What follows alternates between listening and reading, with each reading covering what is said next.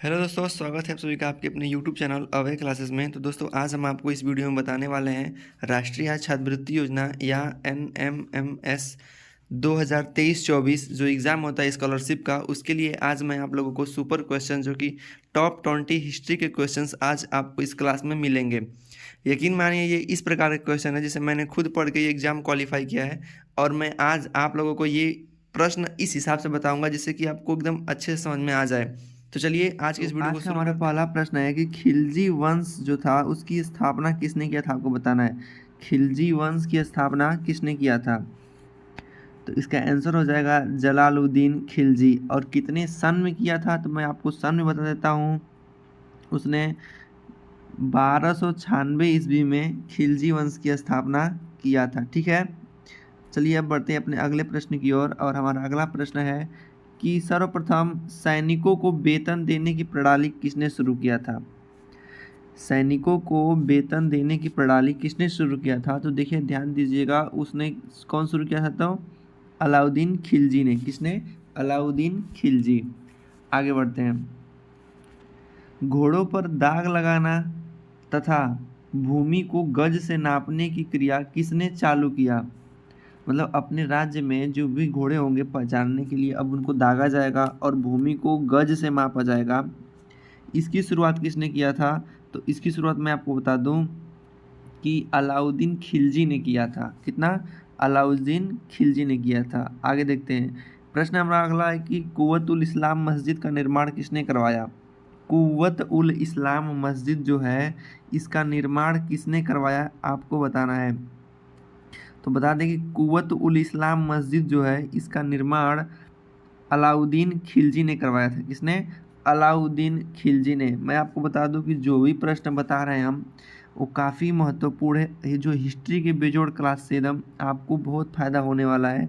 आपके एग्ज़ाम राष्ट्रीय छात्रवृत्ति योजना कह लें या NMMS एग्ज़ाम कह लें, तो बेधड़क आप इस क्लास को अगर लग रहा है कि नहीं हाँ आपके लिए महत्वपूर्ण है, मेहनत किया गया है, तो आप इस वीडियो को लाइक कीजिएगा, चैनल को सब्सक्राइब जरूर कर दीजिएगा और अपने दोस्तों में भी शेयर जरूर कीजिएगा। चलिए पढ़ाई करते हैं।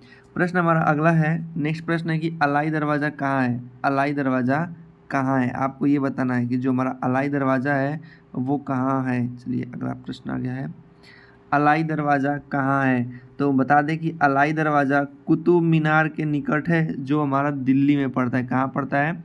दिल्ली में। आगे देखते हैं। अगला प्रश्न है कि हजार खंबा महल कहाँ स्थित है? हजार खंबा महल कहाँ स्थित है? तो हजार खंबा महल भी हमारा दिल्ली में स्थित है। कहाँ स्थित है? दिल्ली में स्थित है। आगे देखिए कि जो अलाउद्दीन खिलजी था उसका दरबारी कवि कौन था? काफ़ी महत्वपूर्ण क्वेश्चन, आप इसको अच्छे से याद कर लीजिएगा कि अलाउद्दीन खिलजी का दरबारी कवि कौन था। तो अलाउद्दीन खिलजी का दरबारी कवि अमीर खुसरो था। कौन था? अमीर खुसरो। अब अलाउद्दीन खिलजी का दरबारी कवि कौन था? अमीर खुसरो। अब देखिए खिलजी वंश के बाद हमारा तुगलक वंश आ जाता है। कौन सा वंश आता है? तुगलक। तुगलक वंश आ गया। कौन सा वंश? तुगलक वंश। तो तुगलक वंश में अब आगे बढ़ते हैं और अगला प्रश्न देखते हैं कि मोहम्मद बिन तुगलक अपनी दूसरी राजधानी कहाँ बनवाया था, बताइए। तो उसने दिल्ली बनवाया था और दूसर की दौलताबाद। कहाँ बनवाया था?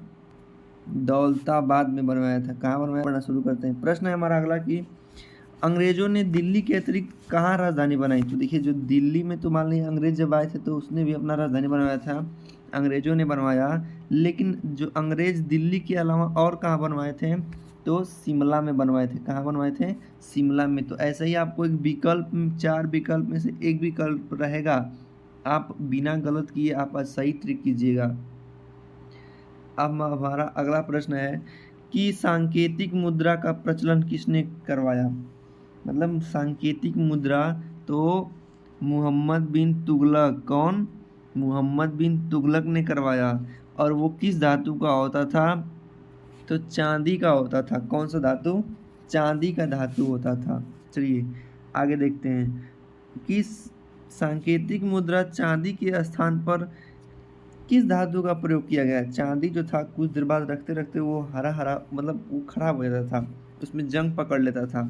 तो उसने सोचा कि चांदी के स्थान पर कौन सा धातु लिया जाए, तो उसने तांबा और पीतल इन दोनों का उसने सांकेतिक मुद्रा बनवाया। तो आप इस प्रश्न को याद रखेंगे, ठीक है।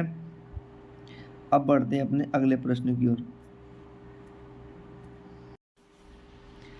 प्रश्न हमारा है कि मोहम्मद बिन तुगलक ने भारत के समय भारत में कौन से दो राज्यों का उदय हुआ था। मोहम्मद बिन तुगलक के समय भारत में कौन से दो राज्यों के उदय हुए थे, तो आप उनको नाम बताइए। तो नाम है उनका, सबसे महत्वपूर्ण क्वेश्चन है विजयनगर और बहमनी। किसका? विजयनगर और बहमनी। नेक्स्ट, जो मोहम्मद बिन तुगलक है उसकी मृत्यु कब हुई थी, तो उसकी मृत्यु हुई थी 1351 ईस्वी में। किसके कारण हुआ था, तो बीमारी के कारण हो गया था। अगला प्रश्न देखते हैं। प्रश्न हमारा है कि मोहम्मद बिन तुगलक की मृत्यु के बाद शासक कौन बनेगा। मतलब क्या होता था कि एक राजा मरता था तो दूसरा राजा उस पर बनने के लिए तैयार होता था। तो आपको ये बताना है कि मोहम्मद बिन तुगलक जब मरा तो उसके बाद राजा कौन बना, तो उसके बाद फिरोज शाह। कौन? फिरोज शाह बना। आगे, दीवाने खैरात की स्थापना किसने की। दीवाने खैरात की स्थापना किसने की, आपको ये बताना है।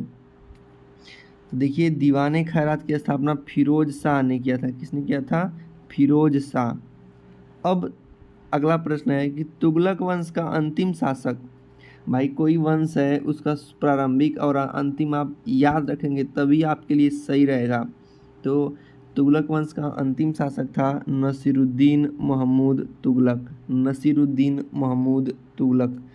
चलिए अब आगे प्रश्न देखते हैं। प्रश्न संख्या हमारा 19 है और 19वां प्रश्न ये पूछा है कि अशोक के दोनों स्तंभों को किसने दिल्ली मंगवाया। अशोक के जो स्तंभ थे उसमें से 2 स्तंभों को दिल्ली मंगवाया था फिरोज शाह तुगलक। किसने?